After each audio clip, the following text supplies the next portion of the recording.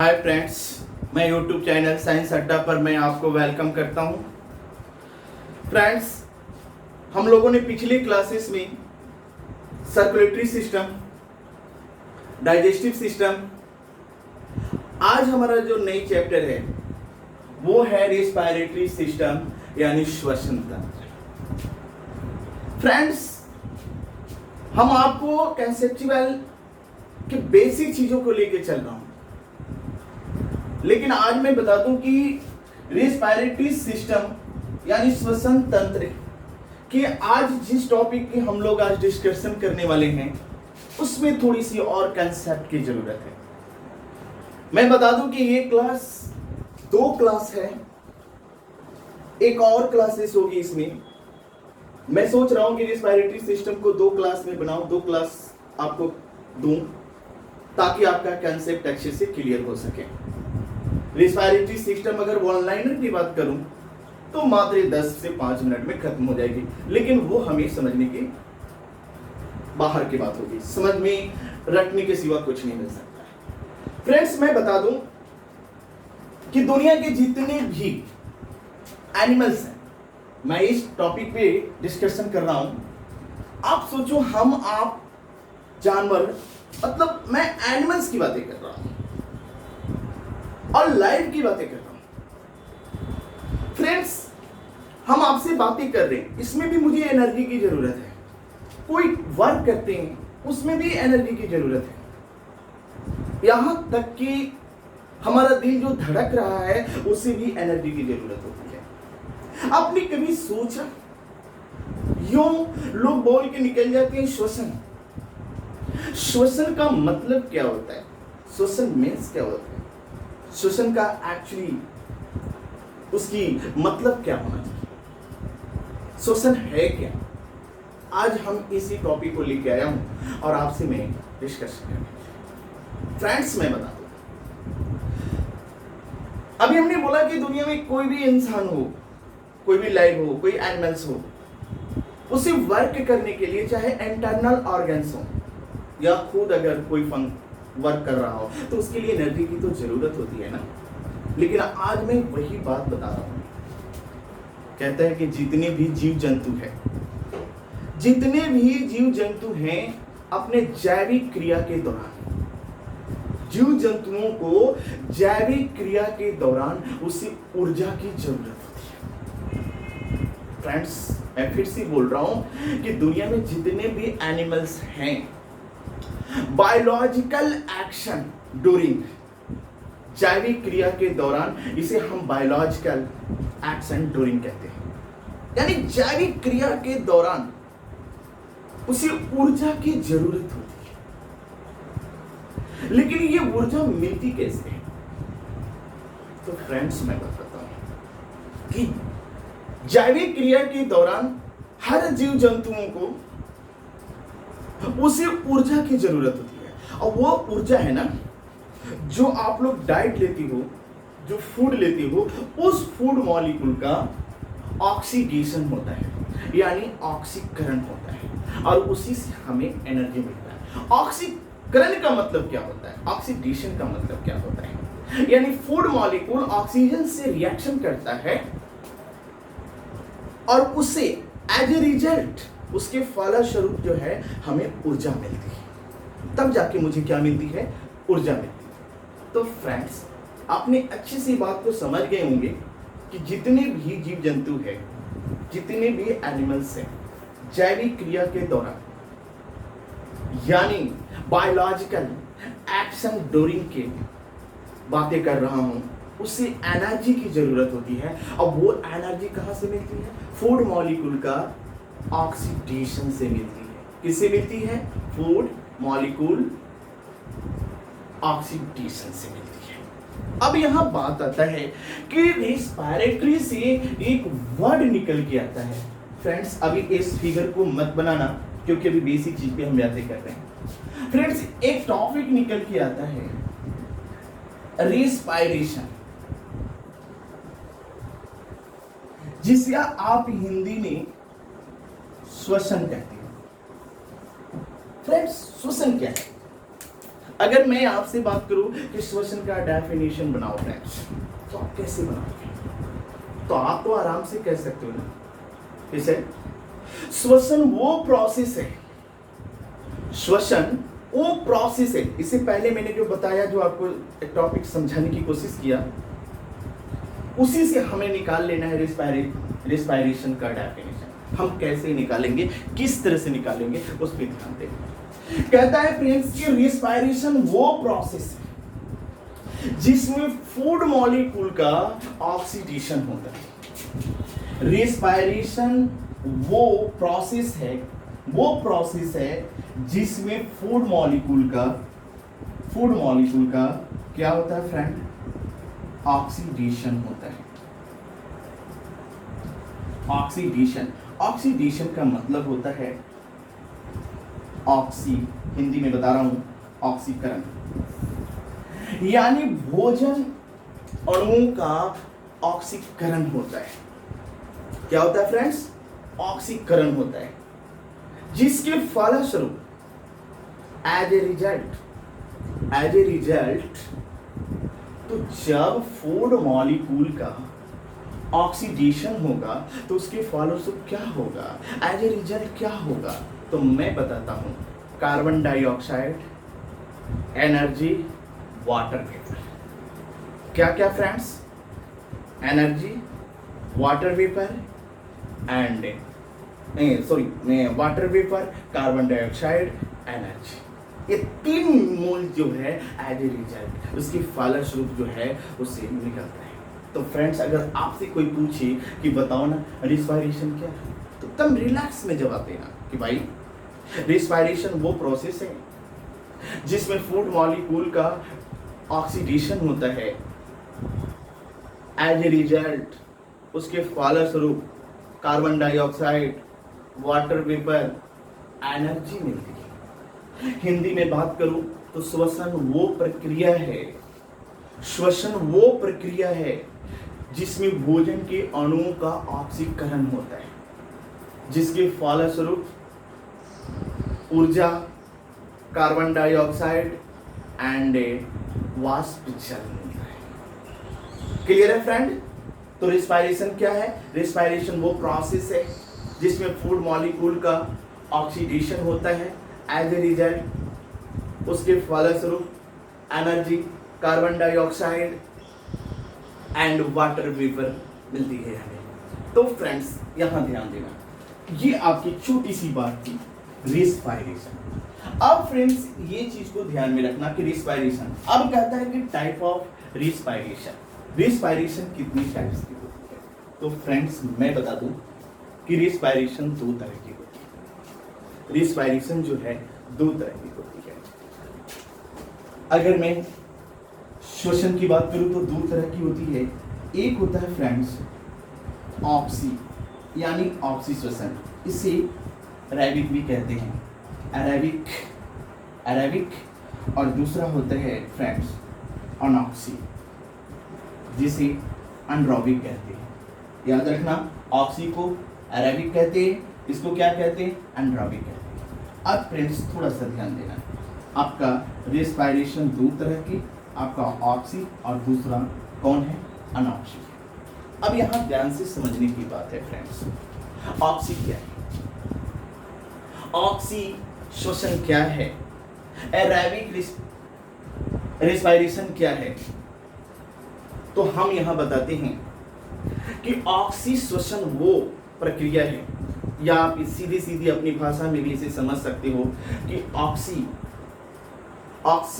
वह श्वसन है जो ऑक्सीजन के प्रेजेंस में होता है, यानी एरेबिक रिस्पायरेशन वो है जो ऑक्सीजन के प्रेजेंस में होता है। और ऑक्सी रिस्पायरेशन ऑल एनिमल्स की बातें कह रहा हूं, हर जीव जंतुओं में होता है। हम, आप, चिड़िया, पक्षी जितने भी हैं, सभी में आपका ऑक्सी श्वसन होता है, यानी एरेबिक रिस्पायरेशन होता है। इसका एग्जांपल्स ऑल एनिमल्स दे सकते हैं। दूसरा है फ्रेंड्स, दूसरा जो है अनऑक्सी है। मैं दूसरे तरीके से भी समझाने की कोशिश करूंगा। अनऑक्सी जिसे एनारोबिक भी कहते हो।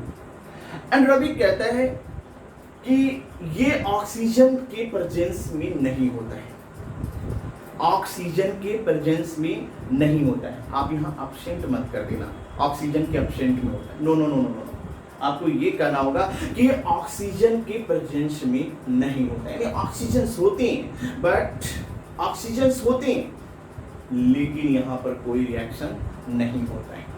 अब यहाँ ध्यान से देखना कि दोनों में क्या मतलब है। अब मान लो ये मेरा मसल्स है, क्या यहाँ ऑक्सीजन है या नहीं है? ऑक्सीजन है या नहीं है? है। लेकिन क्या ये मेरे मसल्स के साथ में कोई रिएक्शन शो होगी? नो। तो ये क्या है? अनॉक्सी है, एनारोबिक है। लेकिन जो हम डाइट ले रहे हैं, जो फूड ले रहे हैं, और फूड मॉलिक्यूल के साथ में ऑक्सीडेशन हो रहा है, ऑक्सीकरण हो रहा है, तो वो क्या है? ऑक्सी है। यानी ऑक्सीजन के प्रेजेंस में जो रिएक्शन होगा वो क्या कहलाएगा? ऑक्सी कहलाएगा। और जो ऑक्सीजन के प्रेजेंस में नहीं होगा वो क्या कहलाएगा? अनॉक्सी कहलाएगा। तो इसका एग्जाम्पल है फ्रेंड्स, मैं बता दूं, इसका एग्जाम्पल्स है आपका आरबीसी की बात करूं, बैक्टीरिया की बात करूं, बैक्टीरिया की बात करूं, मसल्स की बात करूं, तो आप ये जितने भी देख रहे हो ये सारे के सारे एनारोबिक का एग्जाम्पल है, अनॉक्सी का उदाहरण है। RBC, bacteria, muscles. आप सोच लो कि ये अनॉक्सी ना होकर केवल ऑक्सी होता तो क्या होता है? तो बैक्टीरिया भी तुरंत ऑक्सीजन से रिएक्ट कर लेता और तुरंत वो जिस तरह से नॉर्मल हमारा फूड डाइजेस्ट हो जाता है वो भी खत्म हो जाता है। आरबीसी सोच लो कि हमारे लंग्स से ब्लड को पूरी बॉडी में ले जाता है, बट उसके साथ कोई रिएक्ट नहीं करता है। अगर वो ऑक्सी होता तो क्या करता? रिएक्ट करता। पता चलता कि लंग से हार्ट में जाते जाते ही रिएक्ट करके खत्म हो गया। तब तो हमारे बॉडी की बाकी जितनी भी सेल हैं, टिश्यू है, वहां तक तो ऑक्सीजन पहुंच ही नहीं पाता। ये मेरी मसल से सोच लो कि अगर यहाँ ये ऑक्सीजन से अगर रिएक्ट करता तो क्या होता? तो ये भी नॉर्मल डाइजेस्ट की तरह डाइजेस्ट हो जाता, लेकिन ऐसा होता नहीं है, क्योंकि यहाँ पर भी होने वाला रिएक्शन है वो क्या है? अनॉक्सी है। आरबीसी जो खुद ट्रांसपोर्टेशन करती है ऑक्सीजन का, वो क्या है? अनॉक्सी है। बैक्टीरिया क्या है? अनॉक्सी है। तो ये सारे एग्जाम्पल है ऑक्सी के। आप सीधे कह सकते हो कि ऑक्सीजन की प्रेजेंस में जो रिएक्शन होगा वो ऑक्सी होगा, और ऑक्सीजन की प्रेजेंस में रिएक्शन ना होने वाला वो क्या कहलाएगा? अनॉक्सी कहलाएगा, यानी एनारोबिक कहलाएगा। ये क्या कहलाएगा? एनारोबिक कहलाएगा। अब यहां पर ध्यान से सुनो, एक टेक्निक कंसेप्ट, एक छोटी सी कंसेप्ट बता रहा हूं कि ऑक्सी एंड अनॉक्सी, एरोबिक, एनारोबिक दोनों में थोड़ा सा एक छोटा सा कंसेप्ट के जरिए मैं आपको समझाने की कोशिश कर रहा हूं। फ्रेंड्स, मैं बता दूं कि जो एरोबिक रिएक्शन होता है वो आपको डेड सेल के साथ होता है, और जो अनॉक्सी है, अनॉक्सी है वो एक्टिव सेल के साथ होता है। यानी आप कह सकते हो, जैसे एग्जांपल्स, मेरा आरबीसी क्या है? एक्टिव सेल्स है। मेरा मसल सेल क्या है? एक्टिव सेल्स है। बैक्टीरिया क्या है? एक्टिव सेल्स है। तो वहां पर कौन सी रिएक्शन होगा? अनॉक्सी होगा, एनारोबिक होगा। लेकिन जो आप फूड ले रहे हो वो क्या है? डेड सेल है। मैं ठेठ भाषा में समझाने की, अपनी भाषा में समझाने की कोशिश कर रहा हूँ। जो रोटी चावल जो भी आप ले रहे हो उसकी जो मॉलिक्यूल है क्या है? डेड सेल है। तो डेड सेल के साथ क्या होता है? ऑक्सी होता है, और एक्टिव सेल्स के साथ क्या होता है? अनॉक्सी होता है। ये थोड़ी मैं अलग से कंसेप्ट देने की कोशिश कर रहा हूँ ताकि आराम से समझ सको कि ऑक्सी रेस्पिरेशन क्या है, अनॉक्सी रेस्पिरेशन क्या है, यानी ऑक्सी श्वसन क्या है, अनॉक्सी श्वसन क्या है, एरोबिक रेस्पिरेशन क्या है, एनारोबिक रेस्पिरेशन क्या है। थोड़ा सा टफ लगेगा क्योंकि आप इस चीज को थोड़ा जाएंगे, डीप में जाएंगे तो और मैं क्लियर करता चलूंगा। तो फ्रेंड्स, आप बताएंगे, अभी हमने बताया कि दुनिया में जितनी भी एलिमेंट्स हैं, बायोलॉजिकल एक्शन के दौरान उसी ऊर्जा की रिक्वायरमेंट होती है, और वो ऊर्जा जो मिलती है फूड मॉलिक्यूल के ऑक्सीडेशन से मिलती है। इसके बाद में हम लोगों ने डेफिनेशन भी बनाया रेस्पिरेशन का, कि रेस्पिरेशन वो प्रोसेस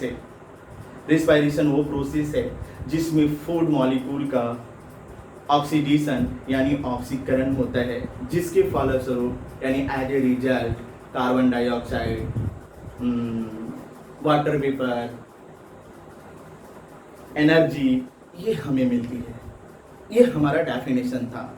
दूसरी बात फ्रेंड्स, हमने ये भी देखा कि रेस्पिरेशन 2 टाइप्स होती है। एक होता है ऑक्सी जिसे एरोबिक कहते हो, दूसरा होता है अनॉक्सी जिसे एनरोबिक कहते हो। ये ऑक्सीजन के प्रेजेंस में होने वाला है क्रिया और ये ऑक्सीजन के प्रेजेंस में होने वाला नहीं है। इसकी एग्जांपल्स में मैंने बताया आरबीसी, बैक्टीरिया, मसल्स, ईटीसी, ये जितनी भी आप देख रहे हो अनॉक्सी है। बाकी जो आप फूड ले रहे हो उसका मतलब एक तरह से डाइजेशन ही कर सकते हैं। ऑक्सीकरण नहीं होगा तो मतलब उसका डाइजेशन नहीं होगा। तो ये जो है एक इसका एग्जांपल है, मतलब ऑक्सीकरण। अब फ्रेंड्स हम आगे लेके चलते हैं। अब ध्यान से देखना, इसकी बहुत सारे एग्जांपल्स मैं दे रहा हूँ। अब फ्रेंड्स देखना कि सर आपने अभी तो बताया कि फूड मॉलिक्यूल का ऑक्सीडेशन होता है, ऑक्सीकरण होता है, एज ए रिजल्ट उसके फलस्वरूप मुझे एनर्जी मिलती है। लेकिन क्या इस बात को हम लोग क्लियर करें कि फूड की वन मॉलिक्यूल यानी फॉर एग्जांपल ग्लूकोज ले लें, ग्लूकोज, तो ग्लूकोज की वन मॉलिक्यूल से कितना हमें एनर्जी मिलती है, कितना एनर्जी मिलेगा, इस पे भी थोड़ा सा हम लोग आज हम बात कर रहे हैं। तो फ्रेंड्स मैं बता दूं कि मान लो मैं एकदम ये मान लो ग्लूकोज, ये आपका ग्लूकोज मॉलिक्यूल है, ग्लूकोज मॉलिक्यूल। अब मैं बता देता हूँ कि ग्लूकोज का वन मॉलिक्यूल का डाइजेशन होगा, टूटेगा, ऑक्सीडेशन होगा। अब अपनी लैंग्वेज में समझना, तो ग्लूकोज का वन मॉलिक्यूल का क्या होगा फ्रेंड्स, ऑक्सीडेशन होगा। ब्रेकडाउन भी कह सकते हो, कोई प्रॉब्लम नहीं है, ऑक्सीडेशन होगा। तो पता है फ्रेंड्स, जब ग्लूकोज की वन मॉलिक्यूल का ऑक्सीडेशन होता है, वन मॉलिक्यूल की बात कर रहा हूं, एक अणु की बात कर रहा हूं, ग्लूकोज की एक अणु जब टूटता है, ऑक्सीडेशन होता है, बचता है, तो हमें 38 एटीपी एनर्जी मिलती है। कितना एनर्जी मिलती है, 30 एटीपी। कई बार एग्जाम में पूछा गया है कि ग्लूकोज का वन मॉलिक्यूल के ऑक्सीकरण होने से कितना एनर्जी मिलती है, तो 38 एटीपी। कई बार एग्जाम्स में पूछा गया है, इस पे थोड़ा सा ज्यादा ध्यान देना फ्रेंड्स। तो मैं आपको बता दूं कि ग्लूकोज की एक अणु को पाचन से कितना एनर्जी मिलेगा, 38 एटीपी एनर्जी मिलेगा। अब यहां मैं बता दूं कि एटीपी का फुल फॉर्म क्या होता है, तो फ्रेंड्स मैं बता देता हूं। एडिनोसिन ट्राइफॉस्फेट,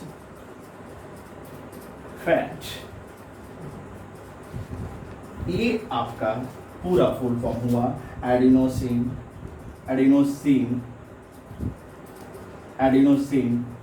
ट्राइफॉस्फेट, फॉस्फेट भी कहते हैं इसे। अब ध्यान से सुनना फ्रेंड्स। तो अब यहां बताना, मैंने बताया कि रेस्पिरेशन में फूड मॉलिक्यूल का ऑक्सीडेशन होता है जिसे हमें बॉडी को एनर्जी मिलती है।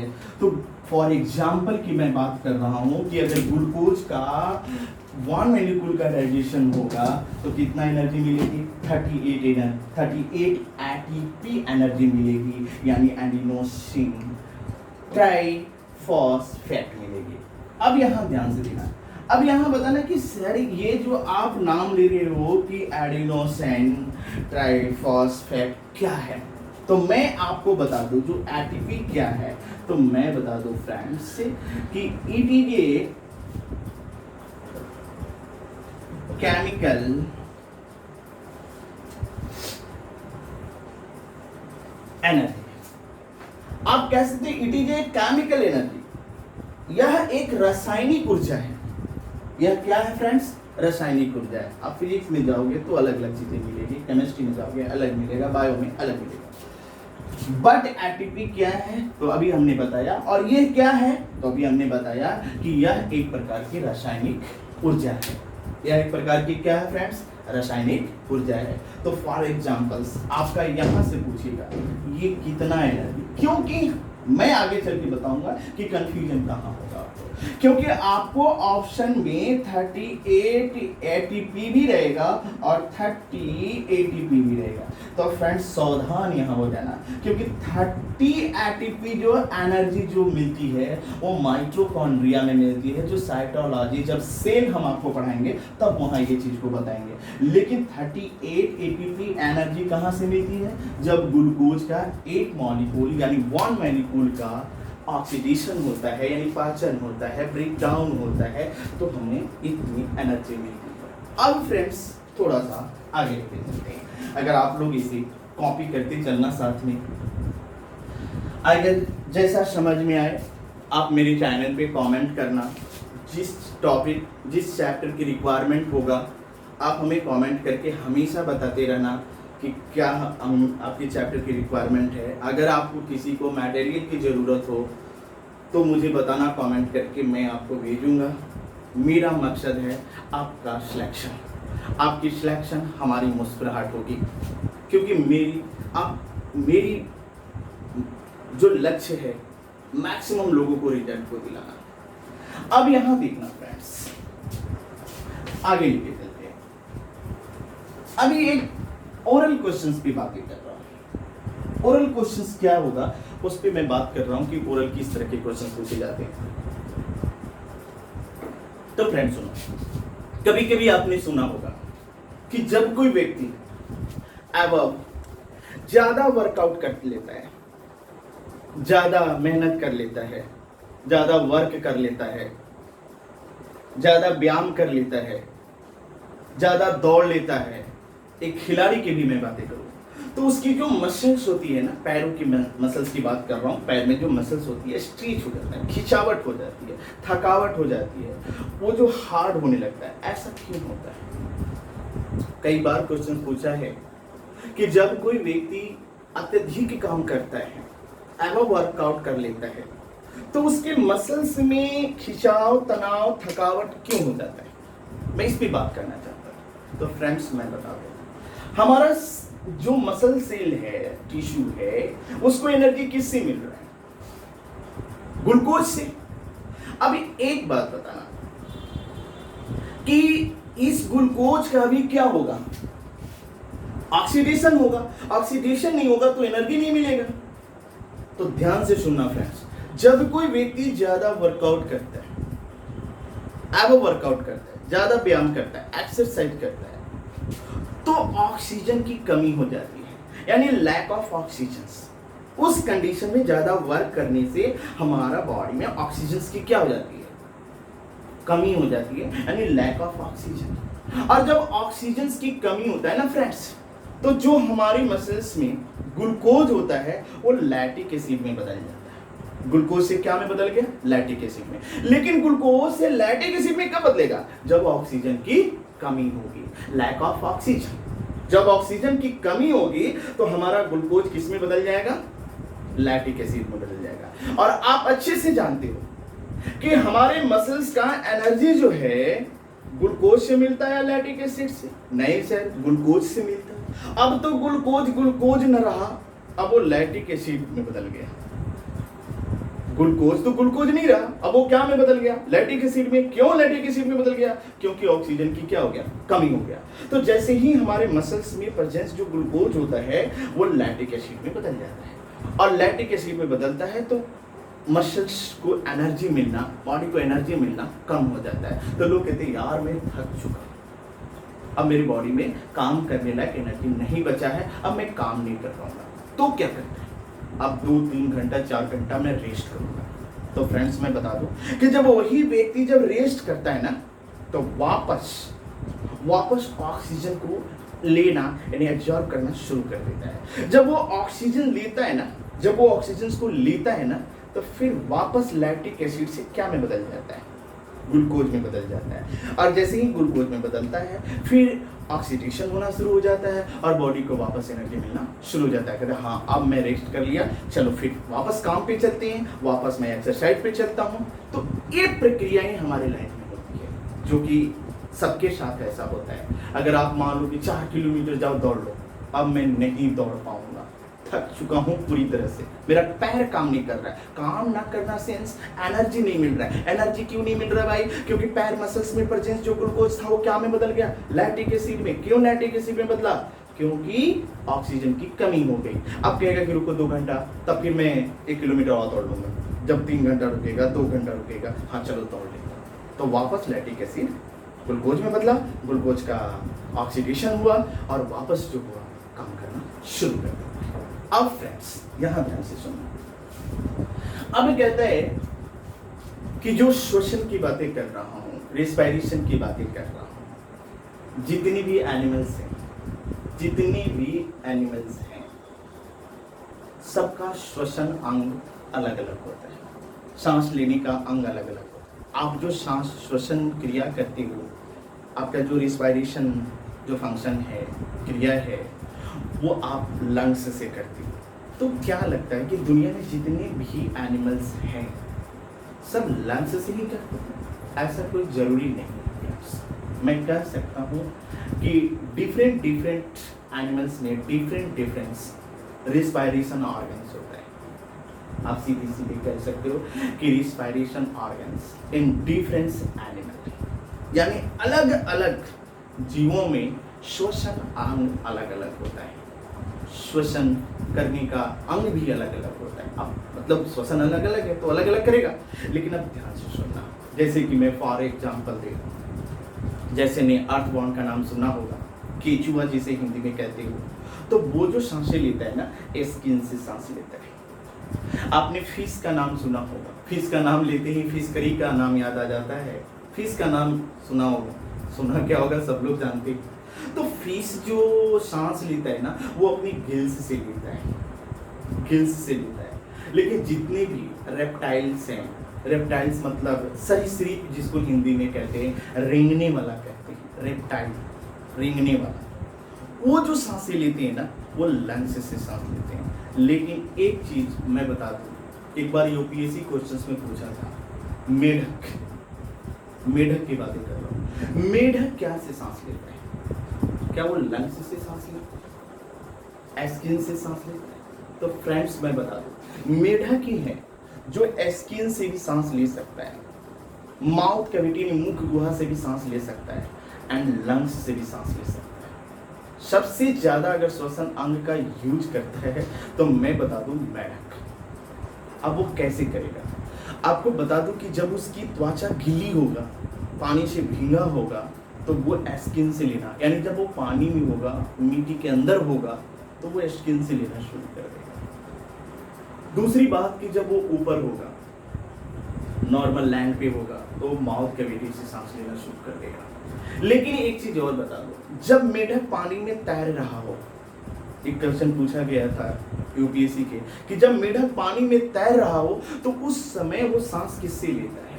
ऑप्शन में था आपका माउथ कैविटी, लंग्स, स्किन, इनमें से सब। तो फ्रेंड्स जब वो पानी में तैर रहा हो ना, एक ही कंडीशन होता है जो तीनों में से किसी से भी सांस ले सकता है। स्किन से भी सांस ले सकता है, माउथ कैविटी से भी सांस ले सकता है, लंग्स से भी सांस ले सकता है। कब? जब वो पानी में तैर रहा हो। बहुत सारी चीजें हैं, हम एक एक बताएंगे कि कौन किससे सांसें लेता है जब हम 8वीं क्लास में चलेंगे। तो अब आता है ह्यूमन लंग्स, ह्यूमन लंग्स। तो फ्रेंड्स अब आपकी फिगर बनाने की जरूरत होती है कि ह्यूमन लंग्स क्या है। आपके सामने जो डायग्राम दिख रहा है, आपके सामने जो पिक दिख रहा है, जो फिगर दिख रहा है, ये आपका ह्यूमन लंग्स है। मैंने अभी जो बनाया है ह्यूमन लंग्स का बनाया है, और ये आपकी टॉपिक बहुत अच्छी टॉपिक है। तो फ्रेंड्स मैं बता दूं कि हमारे जो लंग्स होते हैं, एक पेयर होता है, यानी 2 होता है, दोनों साइड हमारे लंग्स होते हैं, लेफ्ट एंड राइट दोनों होते हैं। अब ध्यान से सुनना फ्रेंड्स कि लंग्स जो है क्या है, किससे काम करता है, लंग्स में कौन कौन से पार्ट होते हैं, कौन कौन से भाग होते हैं। तो फ्रेंड्स मैं बता दूं कि लंग्स की सबसे ऊपरी वाली जो हिस्सा होती है, जहां से मेरी आवाज निकल रही है, आपकी आवाज ही जो निकल रही है, वो जो पार्ट होता है वो लैरिंग्स कहलाता है। दूसरी जो पार्ट है आपको ट्रेकिया कहलाता है। मैं ये भी बताऊंगा कि आवाज कैसे निकलता है, साउंड कैसे निकलती है। ब्रोंकाई है, एल्वियोली है, प्लूरल है और दूसरा डायफ्राम है। तो प्लूरा है, एल्वियोली है, ब्रोंकाई है, ट्रेकिया है और लैरिंक्स है और डायफ्राम है। यानी हमें इतनी टॉपिक के बारे में जानना। फ्रेंड्स मैं बता दूं कि लैरिंक्स और ट्रेकिया के बीच का रिलेशन थोड़ा मैं बताना चाहता हूं। आप एक बात बताना, हालांकि मैं बता भी दूं कि लैरिंक्स क्या है, तो it is a sound box, it is a sound box, it is a sound box. तो आप समझ नहीं पाओगे कि इसे साउंड बॉक्स क्यों कहते हैं। आप नॉर्मली समझोगे कि यहां से आवाज निकलता है तो साउंड बॉक्स कहते हैं। ट्रेकिया, ट्रेकिया क्या है? It is a air box, क्योंकि यहीं से हवा निकलता है। लेकिन नहीं फ्रेंड्स, ये दोनों का बीच का मैं आपको कंसेप्ट क्लियर करना चाहता हूं कि दोनों का बीच का कंसेप्ट क्या है। तो ध्यान से सुनना फ्रेंड्स। मैं बता दूं कि फिजिक्स में एक छोटा सा, मैं इसको समझाने के लिए मैं फिजिक्स का एक छोटा सा टॉपिक ले रहा हूं। फ्रेंड्स आपने पढ़ा होगा साउंड, तो ध्यान से सुनना। अगर किसी मॉलिक्यूल में अगर केवल मोशन हो रहा हो, अगर मोशन हो रहा हो तो हीट जनरेट करेगी। अगर किसी मॉलिक्यूल में कहता है कि वाइब्रेशन प्लस मोशन हो रहा हो, वाइब्रेशन भी हो रहा हो और मोशन भी हो रहा हो, तो वो क्या होगा? साउंड जनरेट करेगी। ध्यान में रखना, ये टॉपिक को समझना कि किसी मॉलिक्यूल में अगर ओनली मोशन हो रहा हो तो हीट जनरेट करेगी, हीट उत्पन्न होगा। लेकिन अगर किसी मॉलिक्यूल में वाइब्रेशन प्लस मोशन हो रहा हो तो वो क्या होगा? साउंड होगा, साउंड होगा। अब ध्यान से सुनना फ्रेंड्स, एक्चुअली होता क्या है कि जब भी आप सांस छोड़ते हो ना, तो ये है आपका ट्रेकिया वाल, यहाँ है, ये जो देख रहे हो ना, ये ट्रेकिया है। अब ध्यान सुनना, क्योंकि यहाँ की जो एरिया होता है वो रफ एरिया होता है, रुखड़ी सतह होती है, रुखड़ी सतह होती है। जब हम हवा छोड़ते हैं ना, जब हम अपनी सांसें छोड़ते हैं, हवा नहीं सांसें छोड़ते हैं, तो जब हम सांस छोड़ते हैं ना फ्रेंड्स, तो ये ट्रेकिया जो सरफेस पे है, हवा का वाइब्रेशन होता है, एयर का वाइब्रेशन होता है, और ये वाइब्रेशन करते हुए हमारे लंग्स में पहुंचता है। कहां पहुंचता है? लंग्स में पहुंचता है। और जब ये लंग्स में पहुंचता है ना, तो इसमें एक मोशन आता है। क्या आता है फ्रेंड्स? मोशन। तो वाइब्रेशन प्लस मोशन। आप देखना यहाँ पर हाथ रख करके अपनी आवाज निकलना, यहाँ पर वाइब्रेशन करेगा, और ये वाइब्रेशन करते हुए एयर पार्टिकल्स कहाँ पहुंचती है? लंग्स में। और लंग्स में आने के बाद में क्या हो जाती है? मोशन में। तो वाइब्रेशन प्लस मोशन, तब यहां से हमारी आवाजें निकलती है। तो फ्रेंड्स हम लैरिंक्स को क्या कहते हैं? Sound box. It is a sound box, it is a sound box. यह एक ध्वनि बॉक्स है। दूसरी बात है ट्रेकिया। ट्रेकिया, ट्रेकिया क्या है फ्रेंड्स? ट्रेकिया पे भी थोड़ा सा ध्यान देते हैं। Trachea is a air box, यह एक वायु बॉक्स है। दूसरी बात है ब्रोंकाई। ब्रोंकाई क्या है? तो फ्रेंड्स देखना, यहां तक आप जो देख रहे हो, यहां से लेके ये ट्रेकिया है, ये ट्रेकिया है, और ट्रेकिया ये दोनों पार्ट्स में दोनों लंग्स में एंटर कर गया। तो आप कह सकते हैं कि ब्रोंकाई ये पार्ट ऑफ ट्रेकिया, ये ट्रेकिया का ही हिस्सा होता है जो आगे चलकर दोनों लंग्स में इंटर कर जाती है। दोनों लंग्स में क्या कर जाती है फ्रेंड्स? इंटर कर जाती है। तो अब ये कह सकते हो कि ब्रोंकाई टू टाइप्स। आप जो ये वाला जो देख रहे हो लेफ्ट ब्रोंकाई, इसको आप राइट ब्रोंकाई भी कह सकते हो। लेफ्ट ब्रोंकाई और कौन? Right bronchi. अब यहां देखना फ्रेंड्स, सबसे मजेदार जो मेरी जो टॉपिक है वो है एल्वियोली। एल्वियोली क्या है? तो फ्रेंड्स मैं बताता हूं, एल्वियोली जो है माइक्रो होल ऑफ लंग्स। हमारे लंग्स में माइक्रो होल होते हैं, माइक्रो होल। अब उसी माइक्रो होल को एल्वियोली कहा जाता है। अब यहां ध्यान से सुनना friends, micro hole of lungs, ये लंग्स का माइक्रो होल है। सर माइक्रो होल तो क्या हुआ? माइक्रो होल है तो क्या हुआ? तो मैं फ्रेंड्स बता दूं, इसकी फंक्शन में बता दूं। कहता है कि एल्वियोली का जो फंक्शन है ना, exchange of gas, exchange of gas, ये गैस को एक्सचेंज करता है विथ ब्लड, ये ब्लड के साथ गैसों का एक्सचेंज करता है, क्योंकि ब्लड से कार्बन डाइऑक्साइड लेता है और ब्लड को ऑक्सीजन देता है। इसी का काम है गैस को एक्सचेंज करना, ब्लड को ऑक्सीजन देना और ब्लड से कार्बन डाइऑक्साइड को लेना। फ्रेंड्स मैं बता दूं, कई बार एग्जाम्स में पूछे गए हैं कि यूनिट ऑफ लंग्स, हमारे लंग्स का यूनिट किसी कहा जाता है, तो फ्रेंड्स वो है आपका alveoli. Alveoli it is a unit of lungs, ये हमारा लंग्स का यूनिट कहलाता है। क्यों भाई? क्योंकि हमारे गैस को एक्सचेंज करता है, किसके साथ? ब्लड के साथ, यानी गैसों का विनिमय करना, लेन देन करना, यानी ब्लड को ऑक्सीजन देना, ब्लड से कार्बन डाइऑक्साइड को क्या करना? लेना। आगे देखना फ्रेंड्स, अब कहता है कि प्लूरा क्या है, तो मैं बताता हूं friends, outer layer of lungs, outer layer of lungs, lungs की जो बाहरी जो लेयर होता है, बाहरी जो आवरण होता है, उसी हम प्लूरा कहते हैं। क्या कहते हैं फ्रेंड्स? प्लूरा कहते हैं। तो आप एक बार फिर से मैं रिपीट कर रहा हूं, तो फ्रेंड्स बताना, लैरिंक्स क्या है? It is a sound box, ये साउंड बॉक्स है। ट्रेकिया क्या है? It is a air box.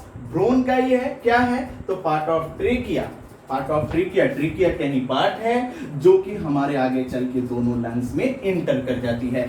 दूसरी बात, एल्वियोली क्या है? तो माइक्रो होल ऑफ लंग्स, ये हमारे लंग्स का माइक्रो होल है। इसका फंक्शन है exchange of gas with blood, ये ब्लड के साथ गैस को एक्सचेंज करता है, रक्त के साथ गैसों का विनिमय करता है। और प्लूरा क्या है? तो pleura outer layer of lungs, ये हमारे लंग्स की जो आउटर लेयर होता है उसे हम प्लूरा कहते हैं।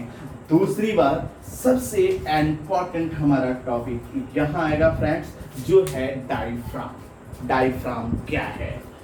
डायफ्राम, तो फ्रेंड्स मैं बता दूं कि डायफ्राम एक्चुअली है क्या। तो ध्यान से देखना, डायफ्राम है क्या। फ्रेंड्स हमारे दोनों लंग्स के बीच में, हमारे दोनों लंग्स के बीच में एक फ्लेक्सिबल मसल स्ट्रक्चर होता है, यानी कह सकते हो कि दोनों लंग्स के बीच में एक लचीली मांसपेशियां होती है, लचीली, पूरी तरह से लचीली होती है, यानी it is A flexible muscles structure, it is A flexible muscles structure. यह एक लचीली मांसपेशियां हैं, मांसपेशियां, और ये दोनों के बीच में, ये दोनों के बीच में लगी होती है। सर डायफ्राम का काम क्या है? डायफ्राम का काम क्या है? तो control of air pressure in lungs, हमारे लंग्स में एयर प्रेशर को कंट्रोल करता है, वायु दाब को नियंत्रण करता है। यानी डायफ्राम का काम है हमारे लंग्स में वायु दाब को क्या करना, क्या करना? नियंत्रण करना।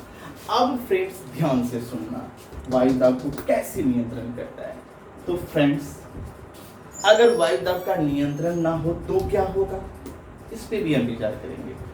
तो फ्रेंड्स मैं बता देता हूं, जब नॉर्मली दो तरह से समझाऊंगा कि जब हमारा डायफ्राम ऊपर जाता है ना, तो हम सांस छोड़ देते हैं। हम सांस क्या करते हैं? छोड़ देते हैं। जब डायफ्राम नीचे जाता है ना, सांस ले लेते हैं, सांस लेते हैं। अब यहां देखना कि फ्रेंड्स वायु दाब के साथ इसका जो हम रिलेशन है इसका, उसके बारे में ध्यान से सुनना। फ्रेंड्स मैं बता दूं कि nature of oxygen and nature of carbon dioxide.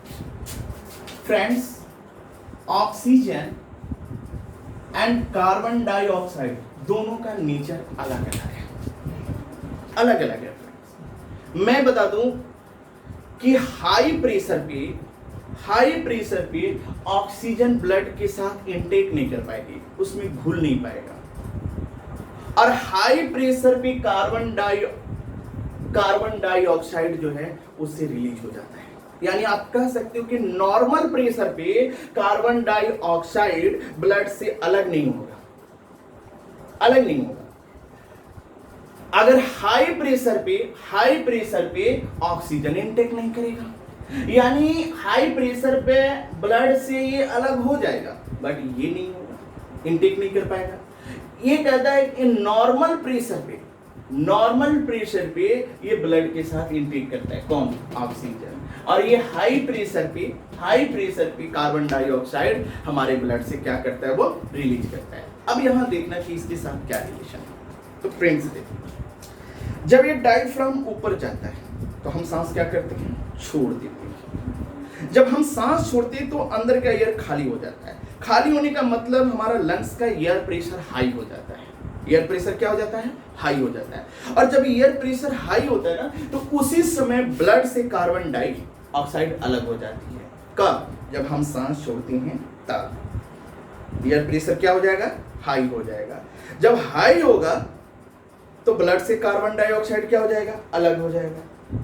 जैसे ही फिर हम वापस सांस लेते हैं, यानी जब डायफ्राम नीचे जाता है, सांस ले लेते हैं। जब हम सांस लेते हैं तो उस समय हमारे लंग्स का एयर प्रेशर नॉर्मल हो जाता है। एयर प्रेशर क्या हो जाती है? नॉर्मल हो जाता है।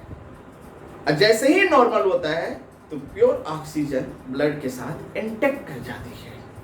अब तो अच्छे से समझ गए होंगे कि हमारे लंग्स का एयर प्रेशर हाई होना, नॉर्मल होना, दोनों के पीछे क्या रीजन है। तो फ्रेंड्स, अगर हमारे लंग्स का एयर प्रेशर लो नहीं हुआ तो ऑक्सीजन इंटेक्ट नहीं कर पाएगी। अगर हमारा लंग्स का एयर प्रेशर हाई नहीं होगा तो कार्बन डाइऑक्साइड उससे अलग नहीं होगा। इसीलिए कहा जाता है कि डायफ्राम जो है हमारे लंग्स के एयर प्रेशर को कंट्रोल करता है। अब तो समझ में आ गया होगा फ्रेंड्स कि control of air pressure in lungs, हमारे लंग्स में एयर प्रेशर को कंट्रोल करता है। क्यों करता है? अगर कंट्रोल ना हो तो क्या होगा? तो फ्रेंड्स, आज के लिए इतना ही। हम नेक्स्ट क्लास में इसके आगे लेके चलेंगे। एक बार आप देखना, फिगर बना लेना, एक एक करके देखना। Sound box, year box, part of trachea, ये दोनों पार्ट में बढ़ता है। Alveoli, micro hall of lungs, exchange of gas with blood, unit of lungs, outer layer of lungs, control of air pressure. Air pressure control करता है, कब high होता है, कब लो होता है, नॉर्मल होता है। जब हम सांस लेंगे तो नॉर्मल होगा, जब छोड़ेंगे तो हाई होगा। हाई होगा तो क्या होगा, नॉर्मल होगा तो क्या होगा, सारी चीज़ों मैंने आपको बताया है। फ्रेंड्स, इससे कुछ और हैं जो हम आपको नेक्स्ट क्लास में समझाने की कोशिश करेंगे। इसीलिए आप इसे अधिक से अधिक, मैं फिर से बोलूँगा कि इसे अधिक से अधिक शेयर करें, लाइक करें और कमेंट करें कि हाँ, आपकी कौन सी टॉपिक की रिक्वायरमेंट है। आपको मैं रिक्वायरमेंट को पूरा करूँगा। आपको नोट्स वगैरह भी होगी तो वो भी मैं पूरा करने की कोशिश करूँगा। तो थैंक्स क्लास, नेक्स्ट